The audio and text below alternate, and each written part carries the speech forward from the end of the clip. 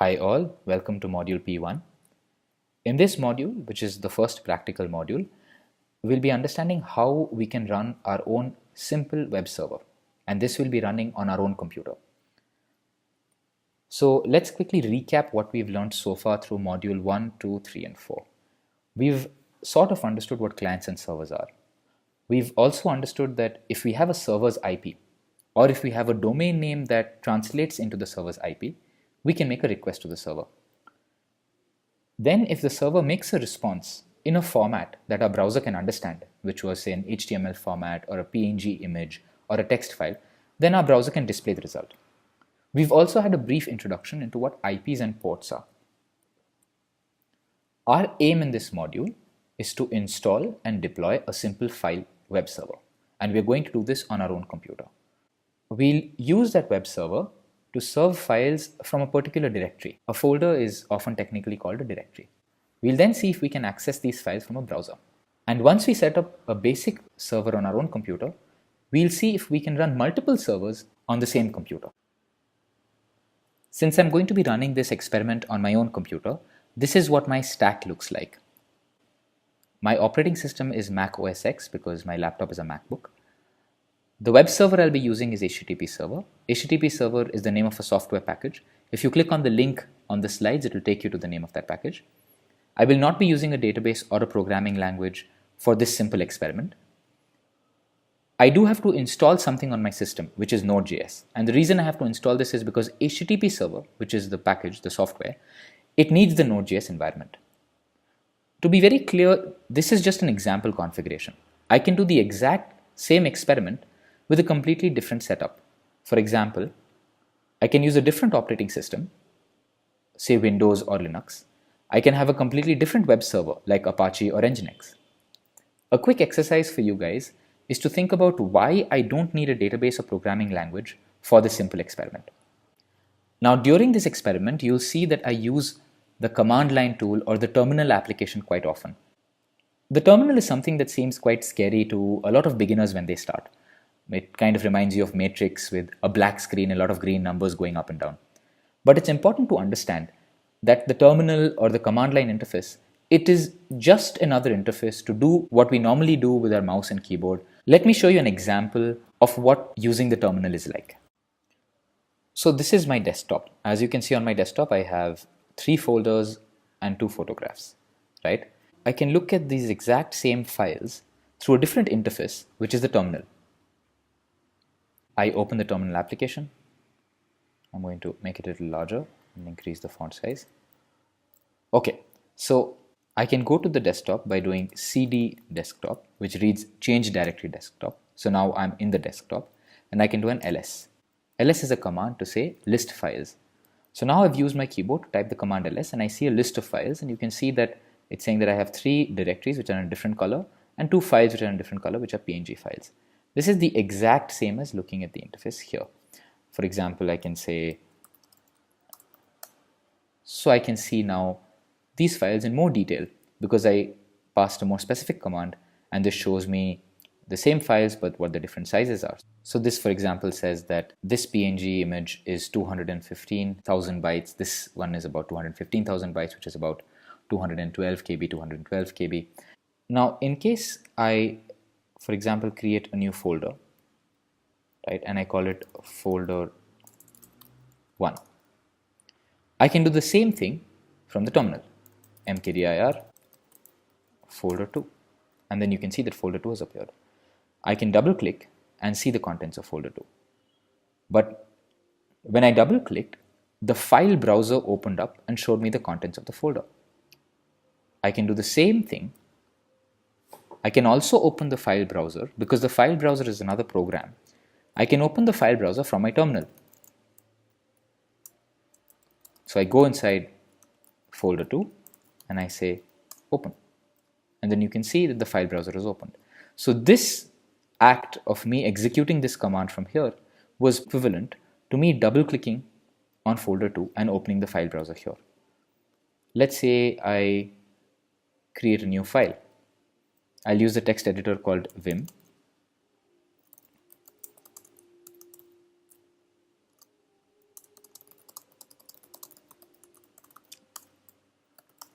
So I've created a new file in this folder. I go back and I look, and I can see that the file is in this folder. I can double click on this file and edit it from a more friendly text editor, which is an editor like Notepad, which is called Text Edit in Mac. And I can edit the contents and say this is a new line. And I can save it, I can exit it, and I can continue editing it from the terminal through my terminal text editor. The one that I use is called Vim. And I can see a new line. I can paste it a bunch of times, save it. I can look at the file size. I can look at the file size in a more friendly format. It says it's about 4 KB in size. So the terminal is a place where I can browse files and folders. I can execute commands. For example, I can even open up Chrome. And executing this command would be equivalent to clicking on the Chrome browser here and opening it. Now the terminal software that I used on my Mac to do this is available on other operating systems also. There is something called the command prompt or PowerShell on Windows, which is equivalent to the terminal, which is sort of equivalent to the terminal app on Mac. It's also called shell or terminal on Linux. Now let's move on to actually deploying our web server. So the first thing I need to do is to install Node.js and then install HTTP server. Let's go to these links and see how we do that. So once you go to the Node.js page, it will prompt you for different operating systems, and you can install the right version for your operating system. Once you've installed Node, which I already have, we'll then install HTTP server. Once you go to the HTTP server page, you can scroll down and it will give you a command for installing HTTP server globally. Now this command is a command that you execute on your command line. So I can copy this command, go to my terminal and paste this command.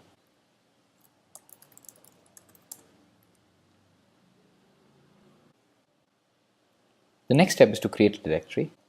So I'm going to make a directory called web. I go inside the web directory. I add content that I want to serve inside that directory. And so I'm going to say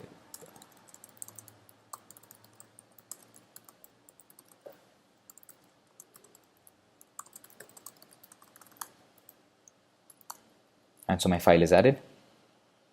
I'm then going to run HTTP server in this directory. So I type out the command.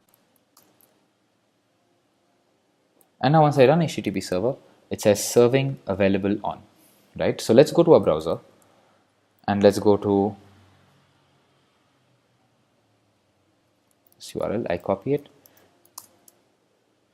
and it shows me my file.txt. And if I click on it, I can now open my file. So we have a web server that's serving our file, right? Let's stop the server. If I press Ctrl+C, I can stop the server. And let's add some more files. So let's add an HTML file.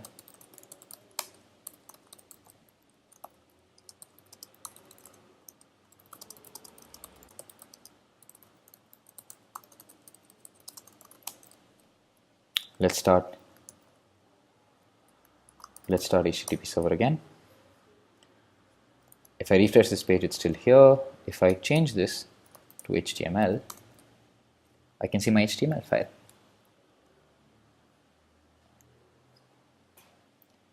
The interesting thing to note that when I'm connected to my Wi-Fi network, on my LAN, my IP is this. And so this means that I can also access my server on this IP, right? Is to use the host name localhost. Now I'm getting an error which says the site can't be reached, which is because I've switched my server off. And so I switch it on again, and my file is live, and my server is live. So all of these host names or IPs are in fact pointing to the same server. The next thing that we want to do is create another directory. So let's go back, Ctrl+C and stop our server. Let's add another folder, mkdir web2, and in this folder I'm going to have second.txt. This is the second web server serving a text. file, right? And I'm going to open another instance of the terminal. So you can see that I have two terminals open. I'm going to zoom that a little bit, and so these are two different directories. I'm going to move to desktop and web. So as you can see here, I'm in a directory web, and here I'm on the directory web 2. I can run the HTTP server here. Now if I try to run the HTTP server here, the error thrown is address already in use. So this means that port 8080 is already being used by another server.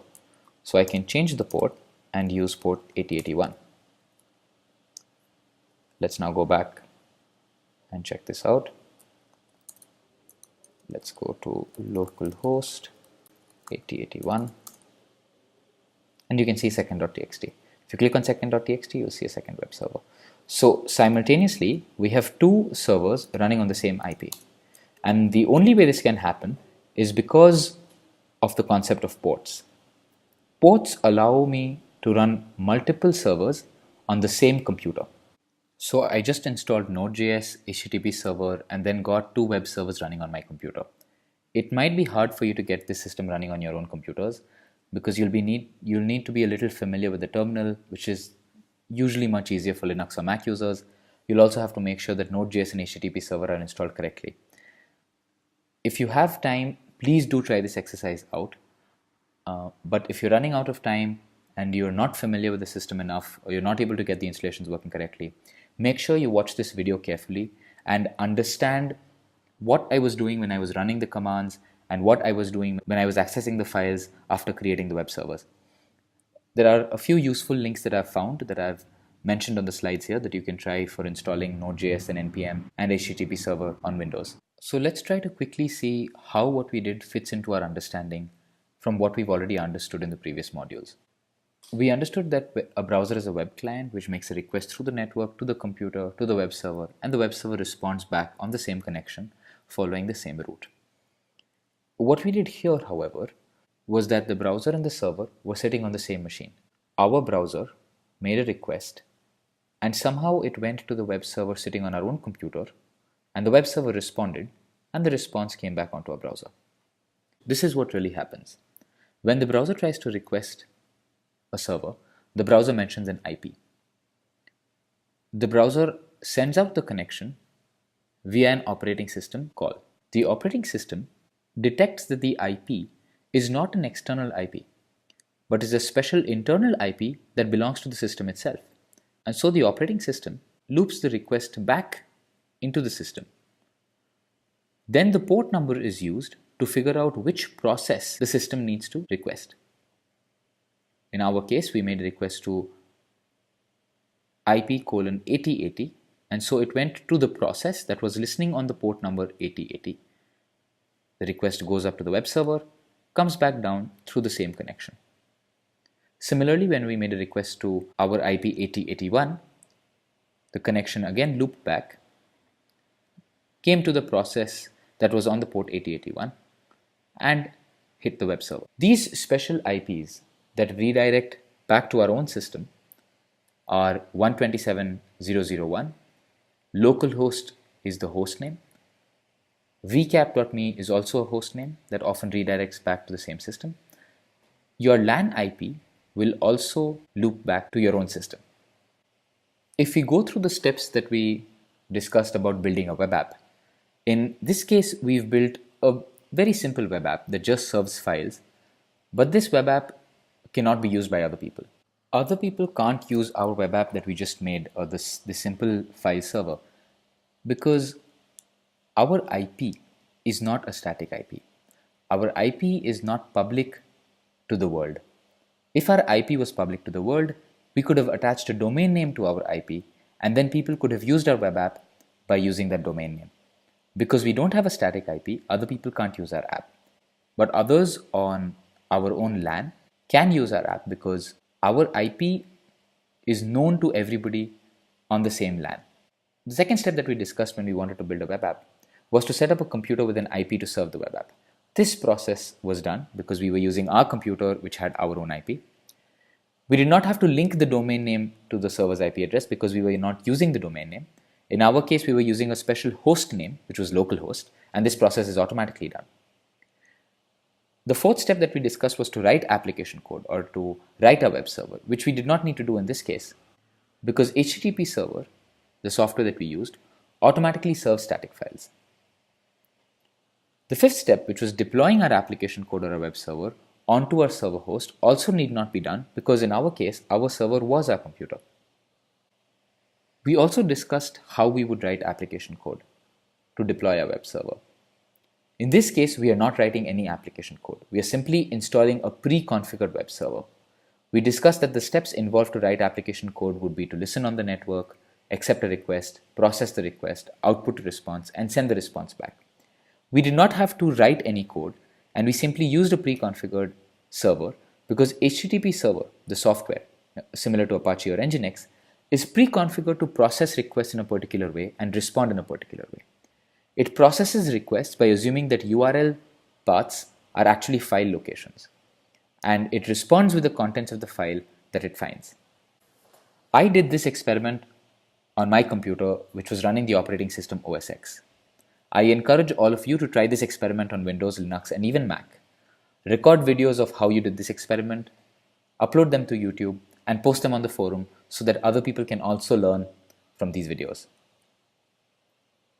The next week, when we build our web app, we'll directly do it from the browser. You will not need to learn how to use the terminal or install software yourself. When we build a web app, you will not need to buy a domain name because we will have created domain names for each student. You will not need to buy hosting also because we have micro VPS-like hosting for each student. You will also not need to learn how to deploy code using SSH or FTP because we'll automatically copy files for you that you edit, and we'll automatically copy them for you onto your server. You will just write your server and write your web app, and it will automatically work on the domain name that we give to you.